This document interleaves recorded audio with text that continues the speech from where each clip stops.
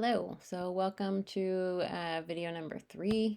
The purpose of this video is to get you a bit more familiar with our application review site. There will be 2 that we will be working in. They look the same, the only difference being one is called the SandBox, where we will do our practice, our sample applications, make sure that we're familiar before we do reviewing in the live site come spring for our live applications. So again, right now we're working in the SandBox and we're going to be looking at sample applications. When you log in, you'll know it's a SandBox because it says so in white letters in the background here, also says so in red up here at the top. When you go log on, this is the dashboard that will come up for you. It'll show you any applications that have been assigned to you for review. So for this test reviewer right now that we're looking at, 5 applications have been assigned. 2 say continue, so these ones have been started but not finished yet. This one they have completed. It has a little green check mark next to it, so that application is complete. The evaluation of that application is complete. And then these 2 is where you would click start so that you can begin the review. I'm going to click here so that you can see what it looks like when you first open a application to review. So this is where the screen will open. Over here on the left is the evaluation form. You'll see the application ID for the student. You'll see their high school graduation year and their college class status that they'll be entering in fall. Over here on the right is the application. So this is where the students respond. You'll find the students' responses. So first wanted to get you familiar with what our questions are, what we're asking the students. This is what's called the Getting to Know You section.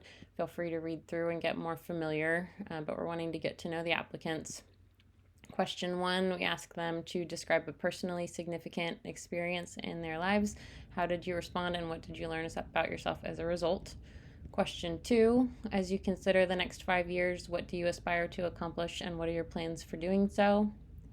Question 3, we changed this one a little bit this year because we had found that we thought maybe a few students had used AI in their responses before, and we were trying to see what we could do to mitigate that. So we tweaked it just a little, but Mario Pedrosi left his estate to establish the Pedrosi Foundation with the vision of helping students of all ages achieve their educational and career goals. Read about Mario Pedrosi's life and the values and objectives of the Pedrosi Foundation, reflecting on what you've read and your own background, experiences, and values, what aspects of Mario's life and/or the Foundation's goals resonate with you. So these are links. The applicants will go and click these links, do a little reading, and then respond with how it resonates with them. Activities, interests, and responsibilities is the next section.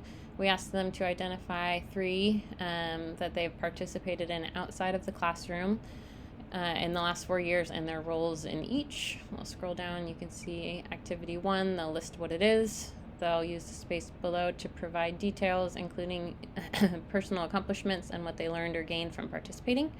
And then underneath, they'll share how many hours per week, how many weeks per year, and how many years they have participated in each activity. So then we'll go and we'll see activity 2, activity 3. And then here is what we call the last impression section. It's a bit more open-ended. We've left this more open-ended so that the student can share with us anything that they haven't had an opportunity to share that they think that we should know about them.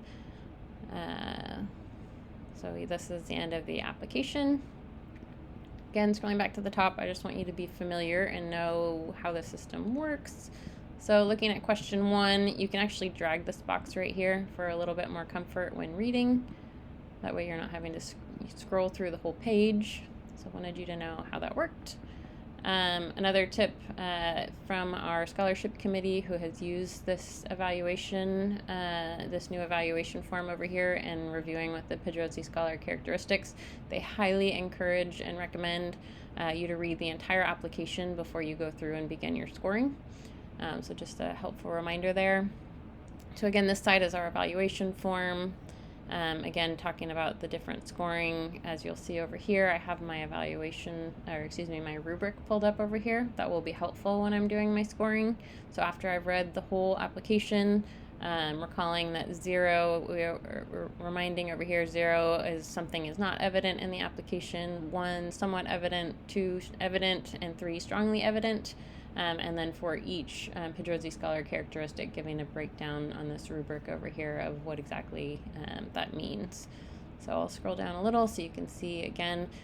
Pedrozzi Scholar characteristic 1 maximizes learning opportunities, and you can see that I have, sorry, I'll go back.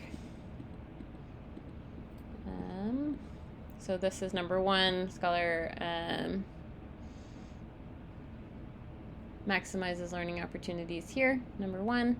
A breakdown here of what I should be considering when I'm making my selection. So let's say I have read through this application and I've decided that they fall here into the it's evident student regularly seeks out and creates meaningful learning opportunities, actively engages with a variety of resources to enhance learning. I'm going to go over here and select 2. But let's say I actually meant a 3, you can just go ahead and again click to change your response. Underneath for each characteristic that we're scoring, if you scored a 3, please note examples, statements, phrases, words from the applicant's writing that influenced your score. For any score, though, feel free to reference helpful notes, reasons to support your score. These notes are helpful to the scholarship committee when doing selection. So it might be helpful for you when you're doing your scoring to write some notes for yourself, and it's also helpful for a scholarship committee. So again, I'll show you number 2, it's the same for the next characteristic. So when I'm doing scoring for number 2, I'd want to scroll down over here. This is number 2, and then again number 3. The rubric for those is going to be on the next page. That will be helpful to reference when you're making your selections. So again, you'll continue on for the 8 Pedrozzi Scholar characteristics. Once you have done that, you'll get down to the bottom here, the overall impression, in one word or phrase. What is your overall impression of the applicant?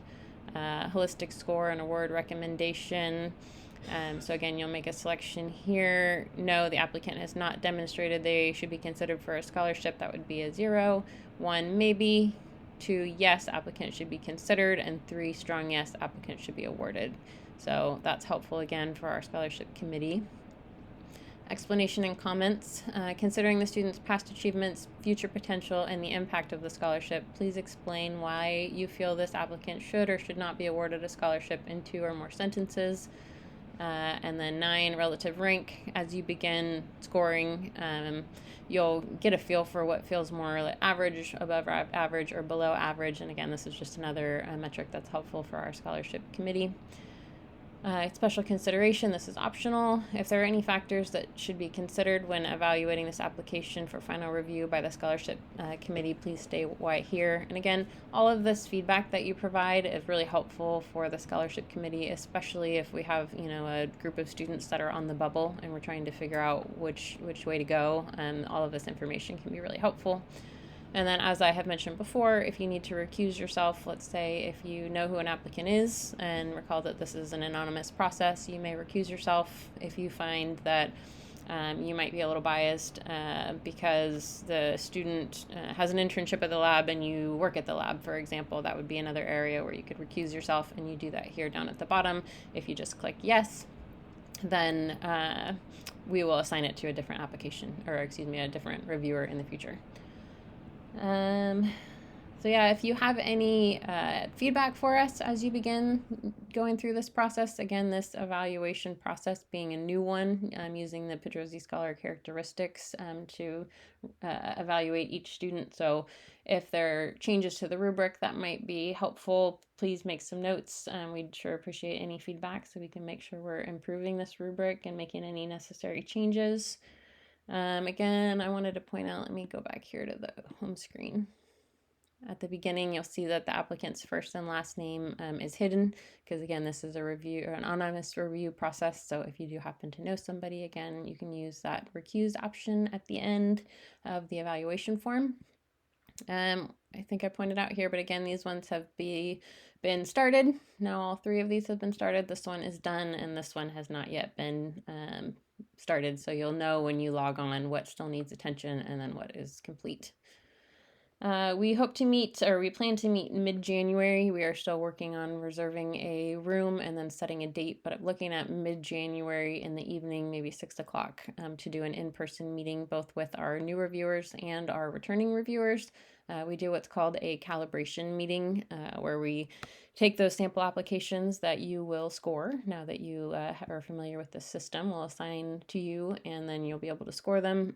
So we talk about them just to get some consensus as a group of reviewers of what, a 3 score looks like, what a 2 score looks like. Have some discussion and debate, again, offering helpful tips, feedback, making sure that we all kind of are on the same page, and answering any questions that anybody may have. So more to come with a date on that training, but again, targeting mid-January in an evening, and then we'll have a virtual option and or recorded option as well for anybody who cannot attend. So thank you so much again for agreeing to score applications for us in spring. And please let me know in these training videos if you still have questions or would like to schedule a time to do a phone call or a Zoom meeting to talk about any of this. I am more than happy. And then I look forward to seeing you in January. Thanks so much.